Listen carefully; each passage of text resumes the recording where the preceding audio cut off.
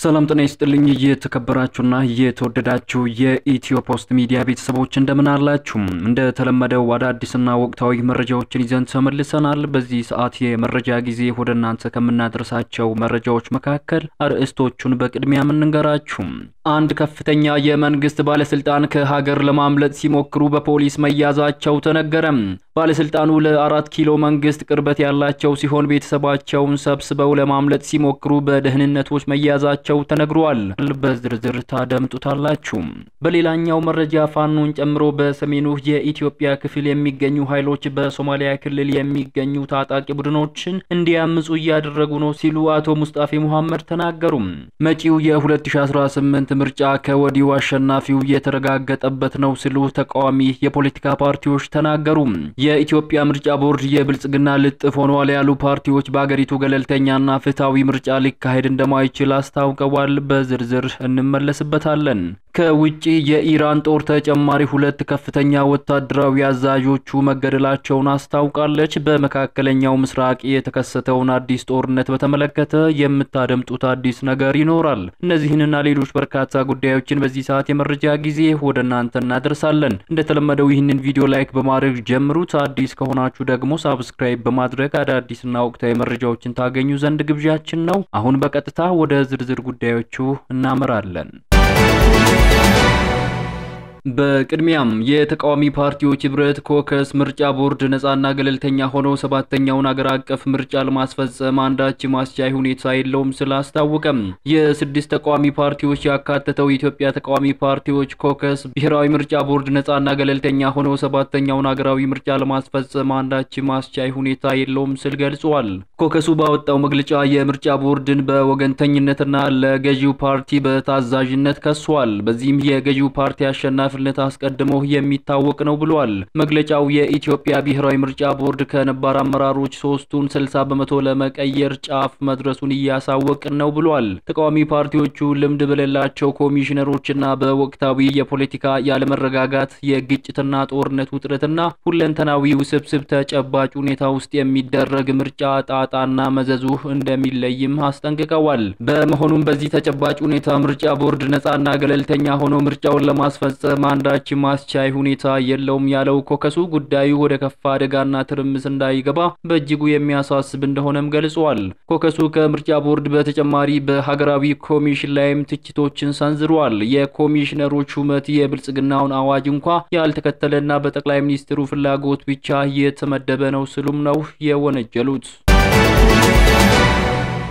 ወደ ቀጣዩ መረጃችን ስናመራ ፋኖን ጨምሮ በሰሜኑ የኢትዮጵያ ክፍል የሚገኙ ኃይሎች በሶማሌ ክልል የሚገኙ ታጣቂ ቡድኖች እንዲያምጹ እያደረጉ ነው ሲሉ አቶ ሙስጣፌ መሐመድ ተናገሩ። የሶማሌ ክልል ፕሬዝዳንት ሙስጣፌ መሐመድ በሰሜን ኢትዮጵያ ያሉ ኃይሎች ኦብነግ ጫካ እንዲገባ እያበረታቱት ነው ሲል ገልጸዋል።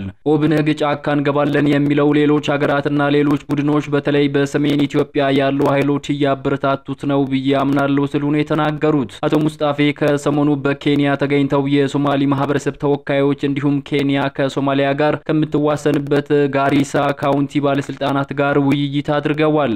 ርዕሰ መስተዳድሩ በኬንያ ቆይታቸው ከቢቢሲ ጋር ባደረጉት ቃለ መጠይቅ ማንኛውንም የኢትዮጵያ ጠላት ሀገራት ኢትዮጵያ ውስጥ የሚካሄደውን ጦርነት ለማበረታታት እየሞከሩ እንደሆነ ህዝቡን ለመቀስቀስ እቅድ እንዳላቸው እናውቃለን ብለዋል። አንድ ከፍተኛ የመንግስት ባለስልጣን ከሀገር ለማምለጥ ሲሞክሩ በፖሊስ መያዛቸው ተነገረ። ባለስልጣኑ ለ4 ኪሎ መንግስት ቅርበት ያላቸው ሲሆን ቤተሰባቸውን ሰብስበው ለማምለጥ ሲሞክሩ በደህንነቶች መያዛቸው ተነግሯል። እኚህ ባለስልጣን የሲዳማ ክልሉ ርዕሰ መስተዳደር የሆኑት አቶ ደስታ ለዳሞ ናቸው። ርዕሰ መስተዳደሩ አቶ ደስታ ለዳሞ ሀገርና በሲዳማ ህዝብ ላይ ከፍተኛ የሆነ ክህደትን ፈጽመዋል ተብሏል። ላለፉት 7 ዓመታት ህዝብና ሀገር የሰጣቸውን አደራ ቀርጥፎ በመብላት ኃላፊነታቸውን ዘንግተው ከልክ በላይ በሆነ ዝርፊያና ህገወጥ ተግባራት ላይ ተሰማርተዋል ነው የተባለው። ፕሬዝዳንት ፕሬዝዳንቱ ከወራት በፊት ከተጠያቂነት ለማምለጥ በማሰብ ወደ አውሮፓ ሀገር ለመሄድ ሙከራ ሲያደርጉ በደህንነቶች እጅ ላይ መውደቃቸው ተነግሯል። በአውሮፓ ጀርመንና በአሜሪካ አትላንታ ጆርጂያ መኖሪያ ቤት መግዛትና የተስተካከለ የግል ህይወታቸውን ለመምራት መዘጋጀታቸውንም የመረጃ ምንጮች ጠቁመዋል።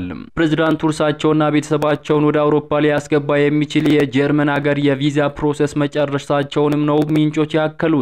በደህንነቶች የተደረሰባቸው ፕሬዝዳንቱ አሁን ላይ በቁም እስር ላይ መሆናቸው እየተነገረ ይገኛል።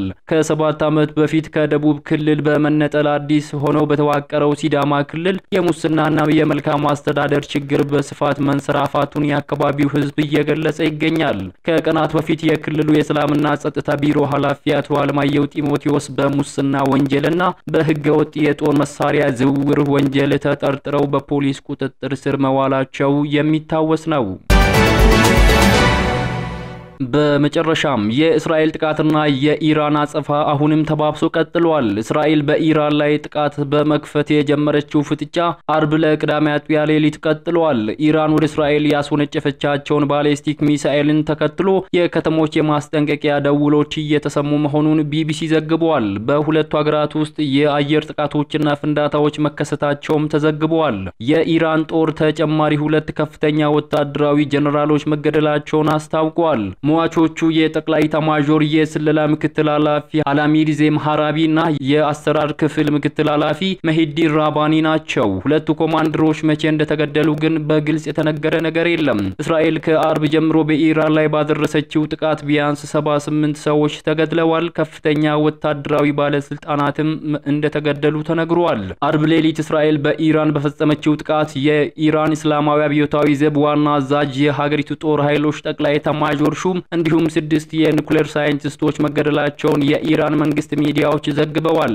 እስካሁን እስራኤል በፈጸመችው ጥቃት 78 ሰዎች መገደላቸውን እንዲሁም 320 ኢራናውያን መቁሰላቸውን ያስታወቀችው ኢራን አብዛኞቹ ሰላማዊ ዜጎች መሆናቸውን ትናገራለች። እስራኤል የፈጸመችውን ጥቃቶች አረመኔያዊ እንዲሁም ወንጀል ነው ሲሉ የተባበሩት መንግስታት ድርጅት የኢራን ተወካይ ተናግረዋል። የእስራኤልን ጥቃት ተከትሎ ኢራን ባቀረበችው ጥያቄ በኒውዮርክ ለተሰበሰበው የተባበሩት መንግስታት የጸጥታው ድርጅት ነው ተወካዩ ይህንን የተናገሩት።